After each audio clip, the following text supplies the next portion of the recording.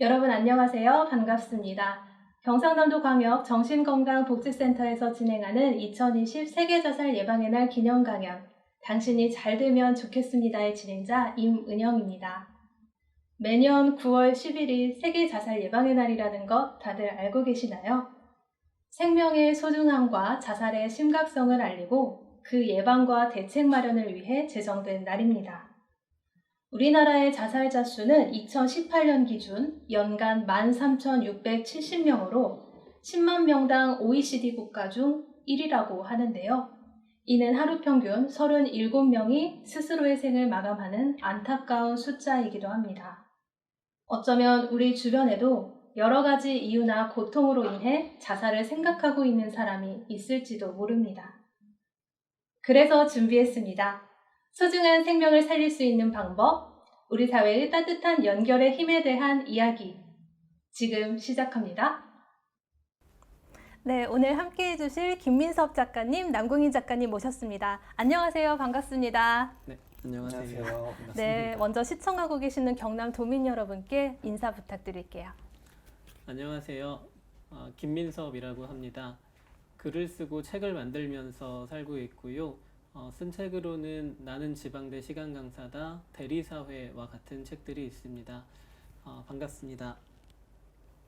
네, 안녕하세요. 저는 남궁인 작가라고 합니다. 저도 다양한 글과 책을 쓰면서 살고 있고요. 만약은 없다, 지독한 하루, 그리고 제법 아둔한 날들 등을 썼습니다. 그 외로 현재 이대 목동병원 응급학과 임상조교수로 대학병원에서 몸과 마음이 아픈 사람들까지 돌보는 일을 하고 있습니다. 사실 사람이 살아가면서 힘든 일, 고통스러운 일, 이런 일들을 많이 겪게 되잖아요. 그때 많이 연약해지는 것 같아요. 그 연약했던 시절에는 그 단어가 좀 비슷하긴 한데 연결을 간절하게 원하게 되는 것 같아요. 저의 경우에도 이게 어떻게 타인과 연결될 수 있는 일일까 하는 걸 많이 고민을 했고, 근데 제가 대학원생 생활을 좀 버티게 해줬던 어떤 일이 하나 있었어요. 뭐였냐면 헌혈을 하는 거였는데, 헌혈이요? 네, 석사 과정 때 이제 어느 날 그냥 우연히 헌혈의 집이 보였고 거기서 헌혈을 했어요. 그런데 그냥 아무 생각 없이 제 피가 빠져나가고 있는 걸 보는데 그때 문득 생각이 드는 거예요. 내 글은 아무도 읽지 않겠지만 내가 쓰고 있는 논문, 그 논문은 아무도 읽지 않거나 읽어야 하는 몇 명만 읽겠지만 이 피는 누군가에게 쓰이겠구나. 그러니까 지금 나는 사회적인 일을 하고 있는 것이고 내 몸에도 이렇게 가치 있는 게 있었구나. 그 순간 제가 처음으로 내가 사회적인 인간이구나 하는 걸 감각하게 된 거예요. 네네. 우리가 이제 혈액을 통해서도 사람을 살릴 수 있듯이 또 마음을 열고 또 그 자살 의도자들, 그러니까 자살을 시도하거나 자살을 생각하고 있는 사람들에게도 우리가 어떠한 사회적인 연결이 되는 그런 느낌을 주었을 때 글들도 또 살려낼 수가 있잖아요. 네. 제가 그 연약함이란 얘기를 했었는데 그 이야기를 했던 이유 중 하나가 사람이 이제 연약할 때 가장 간절하게 연결을 원하잖아요. 네네. 근데 언젠가 그 연약함에서 그러니까 벗어날 수가 있잖아요. 근데 가장 중요한 건 나의 연약했던 시기를 기억하는 게 무척 중요한 것 같아요. 자신의 연약함을 기억하는 사람들은 타인에게 먼저 손을 내밀 수 있는, 그러니까 먼저 연결을 제한할 수 있는 좀 그런 사회적인 개인이 될 수 있다라고 생각해요. 2년 전쯤에 무척 재미있는 일이 하나 있었어요. 좀 그 이야기를 좀 들려드리고 싶습니다. 저는 2017년까지 그 해외여행을 한 번도 가본 일이 없었어요. 그때가 35살이었는데 그래서 어느 날 문득 좀 억울한 거예요. 네. 아니, 내가 뭐 한다고 여태 비행기 한번 안 타보고 살았나. 어디든 다녀오자.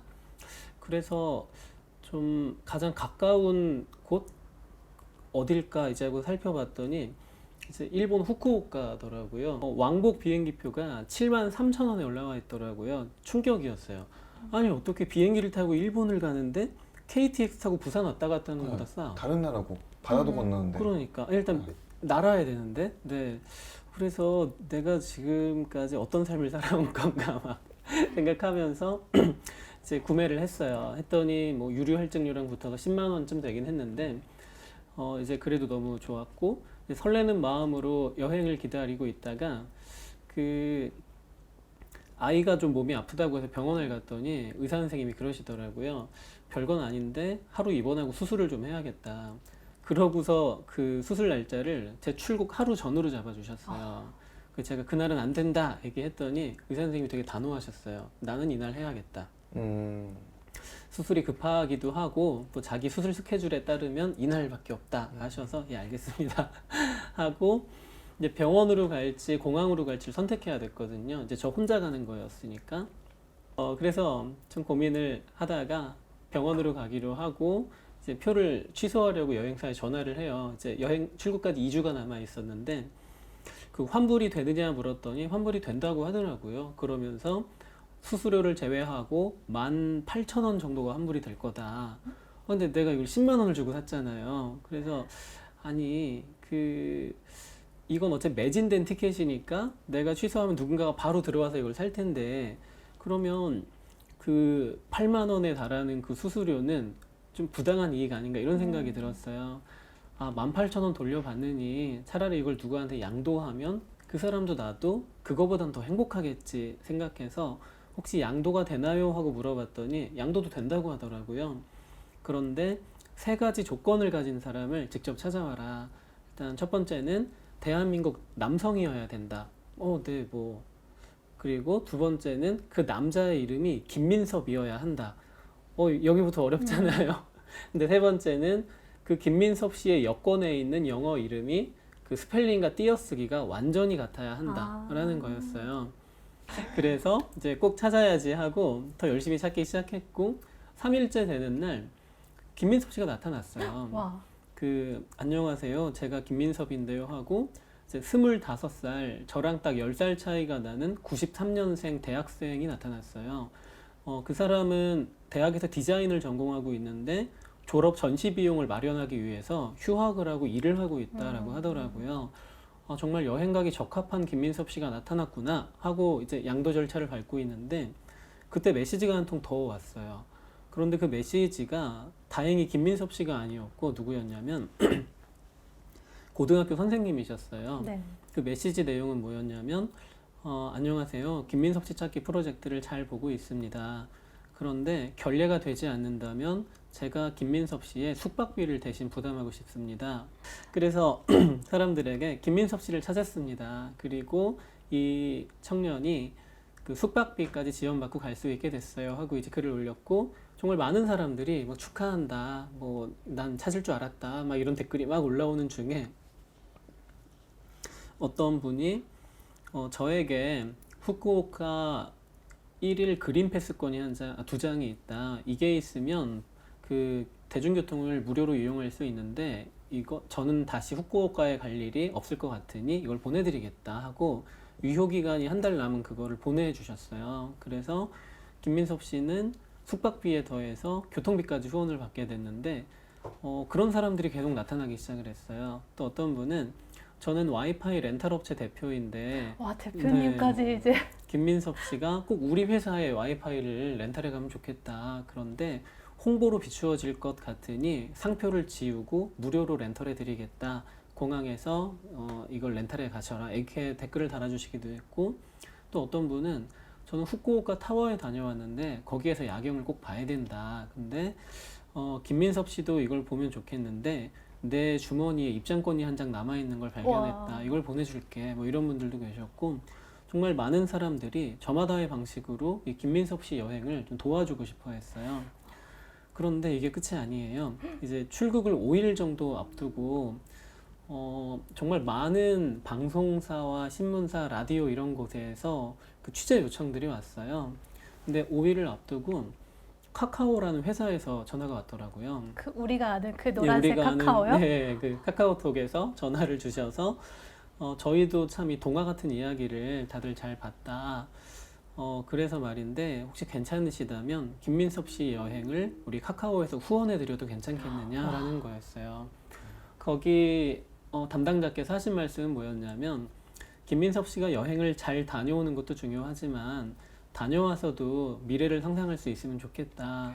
근데 이 학생이 지금 졸업 전시 비용 때문에 휴학을 하고 일을 하고 있다고 들었는데 그 비용까지 함께 마련을 해드리면 어떻겠느냐라는 거였어요.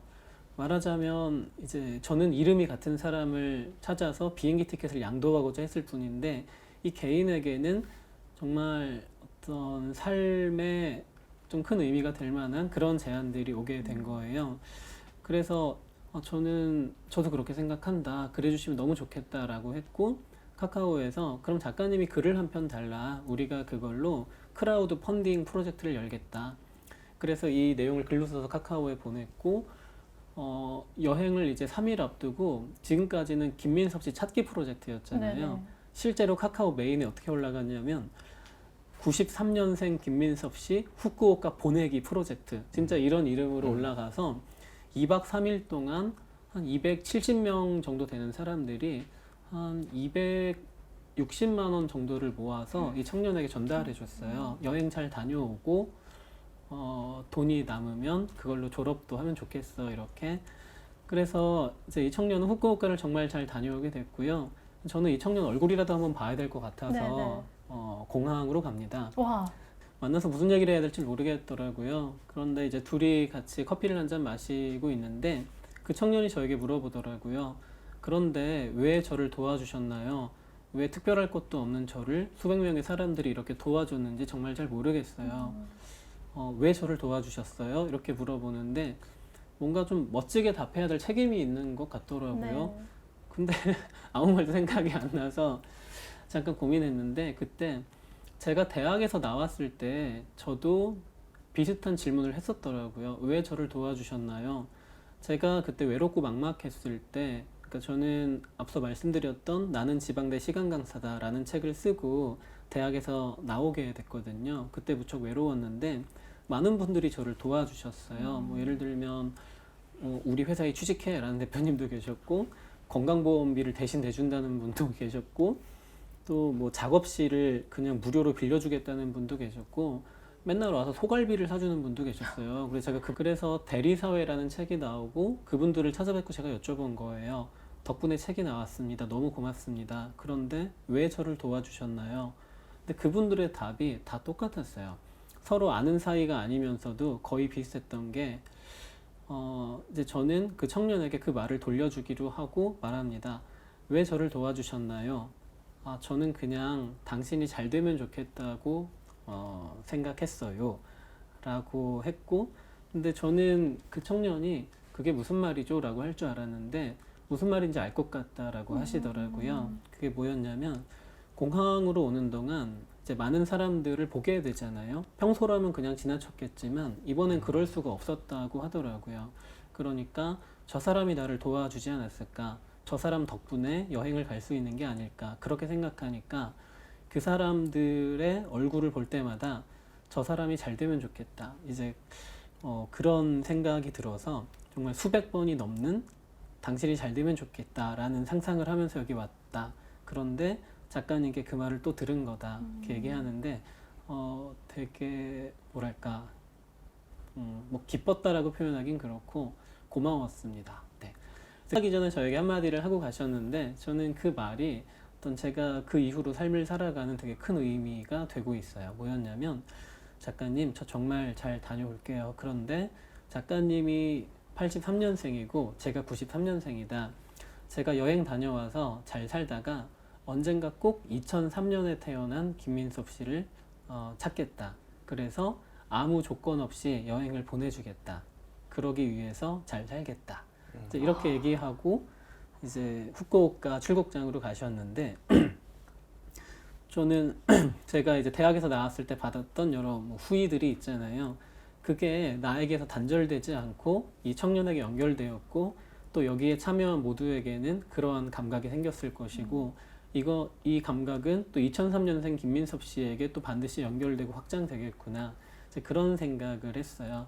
그래서 제가 겪었던 김민섭 찾기 프로젝트에 대한 이야기를 좀 들려드렸습니다. 네.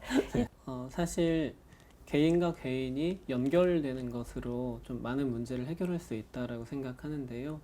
그런데 개인과 개인을 또 개인과 사회를 연결해내는 가장 중요한 감각은 저는 동정이라고 생각해요. 동정의 감각. 그런데 동정이라고 하면 우리가 흔히 누군가를 불쌍하게 여긴다라고 알고 있잖아요. 근데 그렇게 단순하진 않은 것 같아요.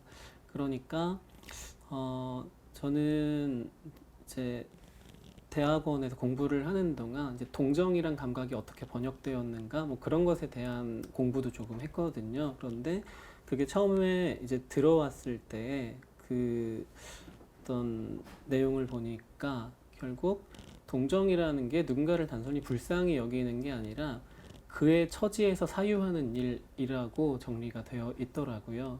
말하자면 나와 닮은 사람의 범위를 확장시키는 일, 그게 동정이라는 감각으로부터 나오는 가장 단단한 연결이 아닐까 생각해요. 나와 당신이 다르지 않음을 감각하는 일, 말하자면 그게 바로 동정과 연결의 감각이라고 할 수 있을 것 같고요. 김민섭 씨를 찾고 여행을 보내주었던 많은 사람들도 그런 동정의 감각을 가지고 있지 않았을까. 동정의 감각을 좀 더 잘 키우려면 우리는 좀 어떻게 해야 할까요? 사실 저는 우리는 남을 걱정하는 일이 많잖아요. 그리고 사회 걱정도 하고 대한민국 걱정도 하고 많은 걱정들을 하면서 사는데 그 많은 질문들을 하면서 삽니다. 너 괜찮니? 우리 사회는 괜찮은 거야? 이런 많은 질문을 하지만 그런 질문을 하기에 앞서서 먼저 질문해야 할 대상은 자기 자신인 것 같아요. 그래서 나는 괜찮은가라는 질문을 먼저 하고 거기에 답을 한다면 저는 개인들이 단단해질 수 있다고 생각해요. 그리고 나는 괜찮은가라는 질문은 좀 건강하게 확장될 수 있지 않나? 그때 비로소 당신은 괜찮은가? 우리 사회는 괜찮은가? 이렇게 좀 질문을 확장시켜 나가는 방식이라면 그게 가장 좋겠다고 생각을 합니다. 네, 그 질문에 대해 스스로의 답을 잃어버렸을 때 또 죽음을 생각하지 않나 이런 생각이 들어요. 또 남궁인 작가님께서는 의료 현장에서 또 자살을 시도하다가 응급 상황인 환자분들을 좀 많이 보셨을 것 같은데 그들은 주로 또 어떤 원인으로 이렇게 자살을 시도하실까요? 저는 이게 우리나라에 그리고 뭐 우리 삶에서 그러니까 이 사회에서 가장 이 사회적인 문제가 집약된 문제가 바로 자살 문제라고 생각을 합니다. 자살의 1번 원인이 정신과적 문제예요. 정신과적 문제. 우리가 생각하는 조현병 내지는 우울증 이런 것들이 1번인데 실제로 그렇게 좀 정신과적인 질환이 있으신 분들이 자살 시도를 많이 해요. 근데 이 정신과적인 질환이야말로 치료가 가능한 병이고 이것들이 어떠한 문제라든지 그러니까 뭐 경제적인 문제라든지 등등 누가 무관심하다든지 그래서 치료를 못 받는 그런 사람들이 결국은 치료의 실패로 인해서 자살하는 어떻게 보면은 누군가 손 내밀어 주지 않아서 생기는 그런 게 1번이거든요. 그리고 2번은 경제적 문제예요. 경제적 문제. 그냥 가난해서 빚이 있는데 갚지 못해서 이런 것들이 2번이에요. 그러니까 이 원인만 봐도 이 문제가 무엇인지만 봐도 아 사회적인 문제가 집약되었구나 이렇게 생각이 들 수가 있거든요. 그 다음에 자살 의도자 그리고 혹은 진짜 돌아가신 분들의 직업을 보면은 자살하신 분들의 1번 그 직업 중 가장 많은 직업이 뭘 것 같아요? 어떤 걸까요? 1번이 무직이에요. 아, 네, 그 얘기 할까 말까 무직이에요. 무직. 직업이 없는 게 가장 1번이고 2번이 뭔가 우리 그냥 뻔한 뭐 주부라든지 학생이라든지 뭐 그냥 일용직이라든지 그냥 이런 분들이 거의 대부분입니다. 어떻게 보면은 우리가 뭐 좀 경제적으로 여유가 있어 그래도 나는 우울해 분명히 있을 수 있죠. 근데 이거를 퍼센트로 우리가 보면은 결국은 경제적으로 좀 어려운 사람들이 실제로 그런 것도 많이 겪게 되는 거죠. 김민섭 작가님이 이야기한 것처럼 뭔가 진심으로 다가가야 하는데 그런 것들을 좀 사회 조직적으로 만들어야 되겠다 이런 생각이 현장에 있으면은 많이 듭니다. 실제로 그 한 명 한 명이 실제로 이 구구절절한 뭐 사연이라든지 그런 것들을 전 의사니까 알 수밖에 없잖아요. 근데 그런 것들이 야 이렇게 비참한 삶이 있구나 내지는 극단적으로 얘기하면은 이 사람의 이 처지를 봤을 때, 야, 나라도 어쩔 수 없었겠구나. 이런 생각이 들 때가 있습니다. 그래서 이런 좀 손을 먼저 내밀어 주는 게 중요할 것 같고요. 제가 옛날에 한번 글로 썼던 할머니 또 이야기가 있는데, 그분은 음독을 너무 많이 하셔서 진짜 죽음에 이르는 고통에 들어간 거예요. 그래서 막 자기 몸을 벅벅 끓고 막 너무너무 고통스러워 하셔서 제가 진짜 그분한테 물어봤습니다. 어때요? 많이 아파요? 그랬더니 정말 막 자기는 너무 지금 아파서 자기가 다 후회된다. 이렇게까지 말씀을 하시더라고요.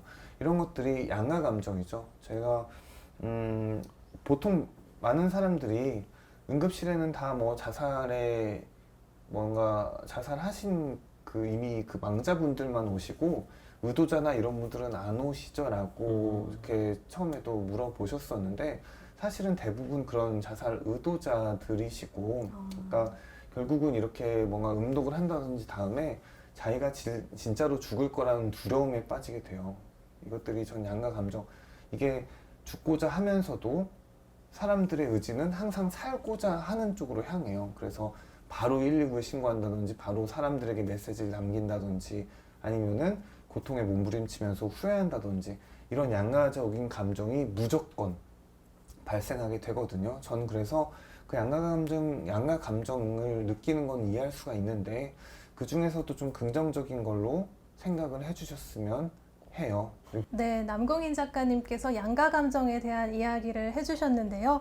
고 임세원 교수님의 책 죽고 싶은 사람은 없다에는 이런 구절이 나옵니다. 결국 사람들은 고통스러운 상황을 벗어나길 간절히 바라며 그것에서 벗어날 방법이 없다고 느낄 때 자살을 시도하는 것일 뿐 결코 죽음 그 자체를 원하는 것은 아닌 셈이다. 결국에는 살고 싶다는 마음이 자살을 시도하는 그 순간까지도 있다는 것인데, 그때 누군가의 관심이 있다면 충분히 자살을 예방할 수 있습니다. 관련해서 더욱 궁금하시거나 자살 예방에 대해서 알고 싶은 분들은 경상남도 광역 정신건강복지센터로 문의해 주시면 친절하게 안내해 드리도록 하겠습니다. 오늘 강연 어떠셨나요? 삶과 죽음 사이에서 두 가지 마음을 저울질하는 순간 누군가의 작은 관심과 시선, 그리고 연결의 힘만 있다면 우리는 자살을 충분히 예방할 수 있습니다.